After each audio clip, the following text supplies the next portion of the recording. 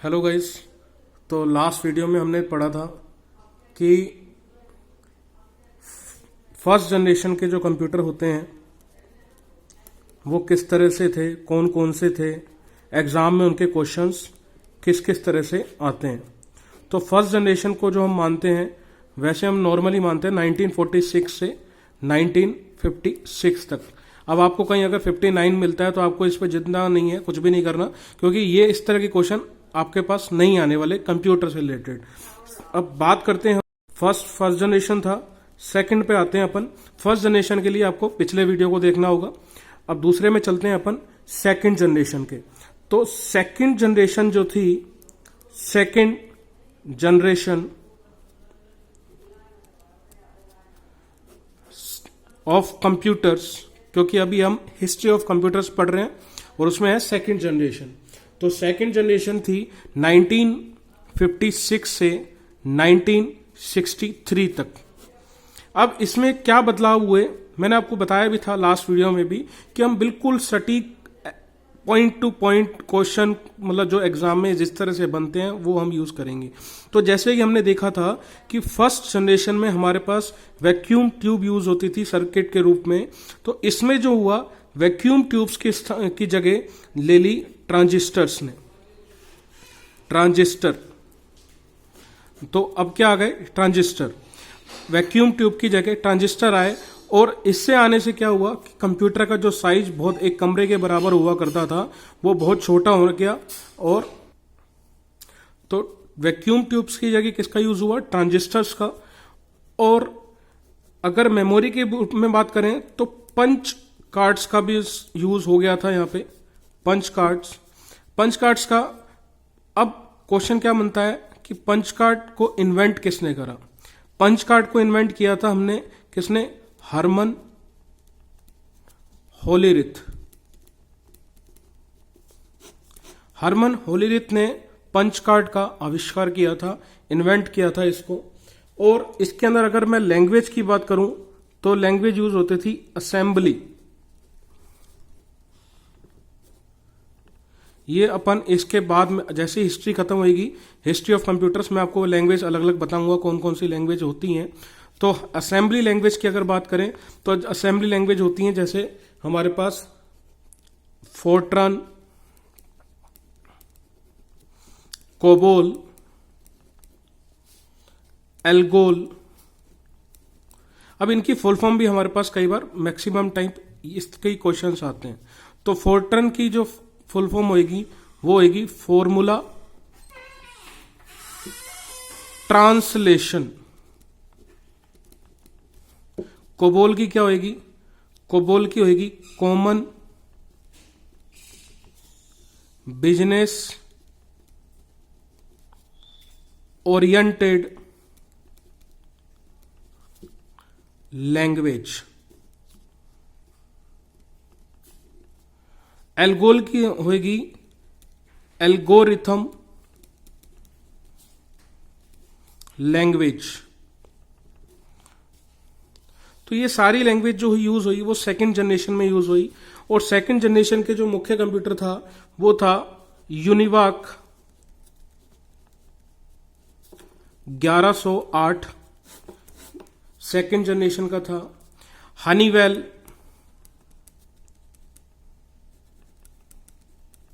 400। अब यूनिवाक का वही होगा जो यूनिवाक 1108 का वही होगा जो यूनिवाक का था।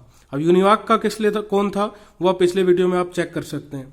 ठीक है, हनीवेल कंपनी का था। आईबीएम का था IBM 7094। अब क्वेश्चन क्या आता है, आईबीएम की फुल फॉर्म क्या है। तो आईबीएम की फुल फॉर्म क्या होती है, इंटरनेशनल बिजनेस मशीन। तो ये क्लियर करके चलना, जहां जहां आपके क्वेश्चन बनते जाएंगे मैं आपको बार बार वही चीजें बताता रहूंगा। ठीक है, तो ये थी हमारे पास सेकंड जनरेशन ऑफ कंप्यूटर। ठीक है, नेक्स्ट हम आते हैं अब थर्ड जनरेशन। थर्ड जनरेशन को हम कह देते हैं थर्ड जनरेशन की बात कर रहे हैं हम।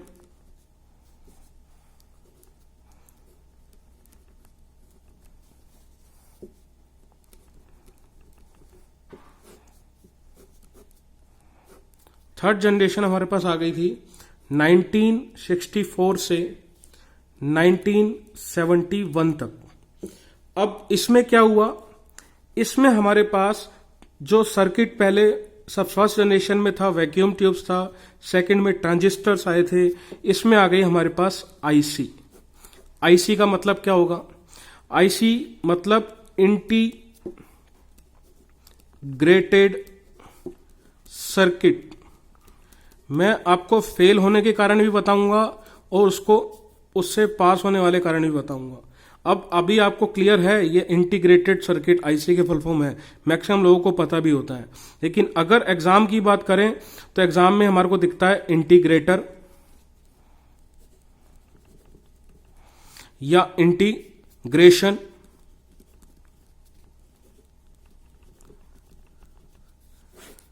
और यहां पे और इंटीग्रेटेड या इंटीग्रेट, तो हम क्या करते हैं, फिर हो जाते हैं हम कंफ्यूज। तो मैं आपको बार बार इसलिए यही चीजें बता रहा हूं कि आपको ये चीजें क्लियर हो कि हम क्या चीज इसमें, क्यों हम इसको पढ़ रहे हैं और पॉइंट टू पॉइंट हम क्या फायदा इससे लेने वाले हैं। अब इसके ऊपर ये क्वेश्चन बन जाता है कि आईसी जो है इंटीग्रेटेड सर्किट, उसका आविष्कार किसने किया था, मतलब इन्वेंट किसने किया था आईसी को, इन्वेंटर कौन था इसका। तो इसका इन्वेंटर जो था वो था Jack Kilby and Robert Noyce. इन दोनों ने मिलकर आईसी को बनाया था, Jack Kilby and Robert Noyce. अब ऐसा भी हो सकता है कि क्वेश्चन के अंदर खाली जैक किल्बी मिल जाए, या हो सकता है रॉबर्ट नॉइस मिल जाए, तो या दोनों ही मिल जाएं। अब तीसरी इसी पे आईसी पे दूसरा क्वेश्चन क्या बनता है कि आईसी किस चीज की बनी होती है, मतलब कि मटेरियल कौन सा होता है इसमें। तो आईसी जो होती है वो सिलिकॉन धातु की बनी होती है। और सिलिकॉन सिटी हमारे इंडिया में किसको कहते हैं, आप बताइए मुझे। तो सिलिकॉन सिटी जो कहते हैं हम, वो कहते हैं बेंगलुरु को, सिलिकॉन सिटी।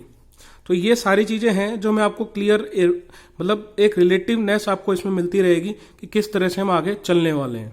ठीक है, तो आईसी इंटीग्रेटेड सर्किट हुए, और यहीं पे ही हमारे पास हाई लेवल लैंग्वेज यूज होने लग गई थी, जैसे सी प्लस प्लस एक्सेट्रा।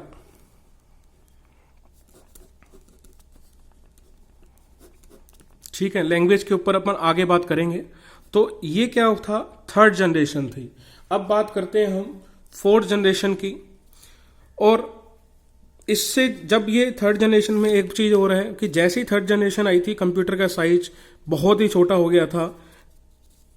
जो फर्स्ट जनरेशन में एक कमरे के बराबर हुआ करता था, अब इसका साइज कंपेरेटिवली बहुत ही छोटा हो गया था। अब आगे चलते हैं हम फोर्थ जनरेशन।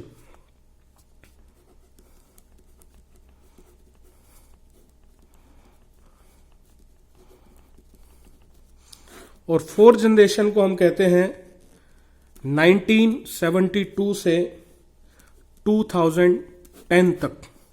और इसके अंदर क्या हुआ, अब आईसी क्या होती थी, आईसी क्या है, आईसी आप लोग सब लोगों ने मोबाइल्स के अंदर देखी होगी, हम सब उसको आईसी कह देते हैं। लेकिन अब मैं आपको फर्क बताता हूं उसमें और इसमें क्या फर्क है।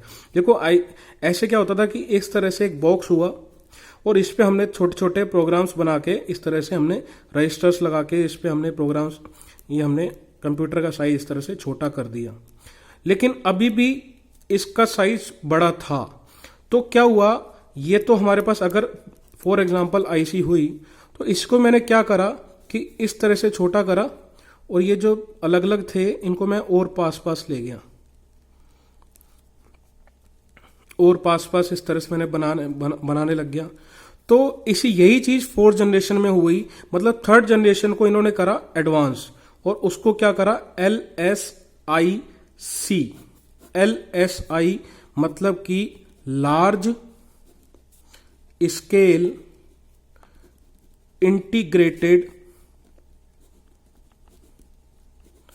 सर्किट।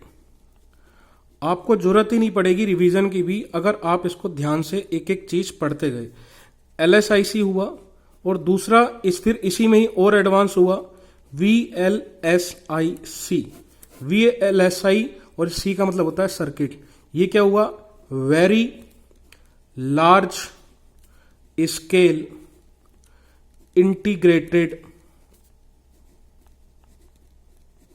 सर्किट।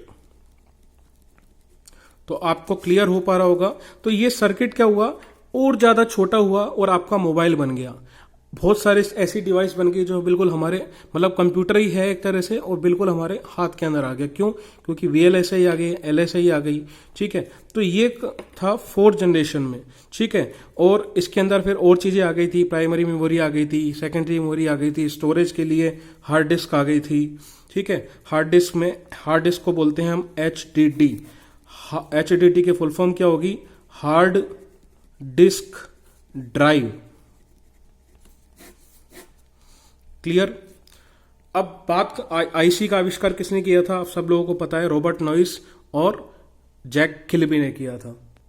और इसी टाइम के ही कंप्यूटर्स जो थे, जो बने थे यहाँ पे, वो बने थे जैसे IBM ने बनाया था, IBM 4341 और DEC 10,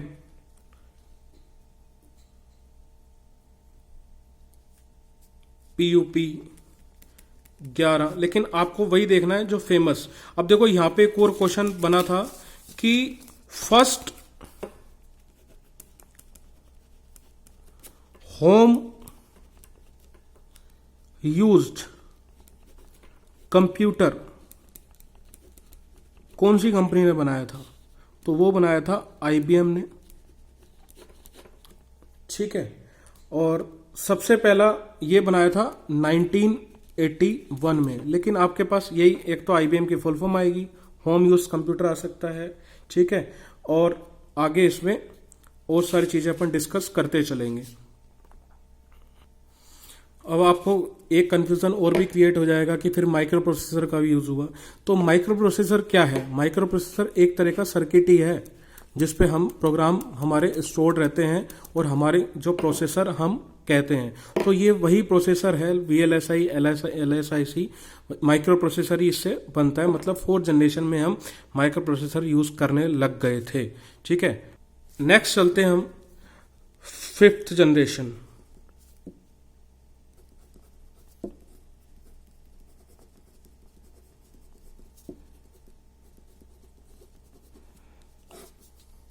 फिफ्थ जनरेशन 2010 से और अब तक जो चल रही है। अब फिफ्थ जनरेशन में क्या हुआ? तो जैसे कि हमने पढ़ा था कि फर्स्ट में वैक्यूम होता था, सेकंड में ट्रांजिस्टर होता था, थर्ड में फिर IC आ गया, फोर्थ में LSI आ गया, VLSI आ गया, फिफ्थ में उसी चीज को एडवांस किया और साइज छोटा किया और हमारे पास आ गया ULSIC।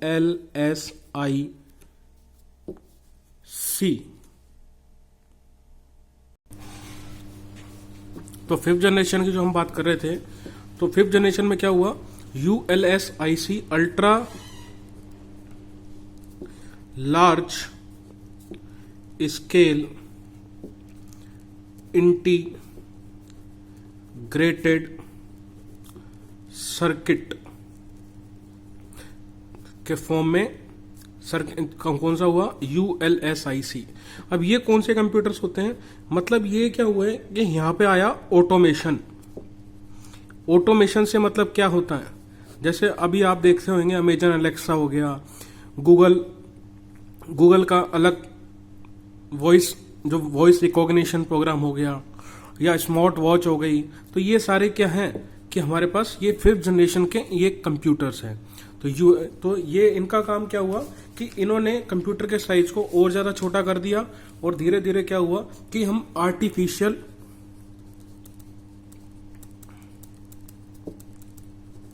इंटेलिजेंस की तरफ हम मूव हो गए। तो ये तो थी हिस्ट्री ऑफ कंप्यूटर्स। अब आप सब लोगों के मन में एक कंफ्यूजन क्रिएट हो रहा होगा कि फिर चार्ल्स बेबेज कौन था? तो देखिए मैं आपको यहां पे कंफ्यूजन क्लियर कर देता हूं। देखो भाई कि चार्ल्स बेबेज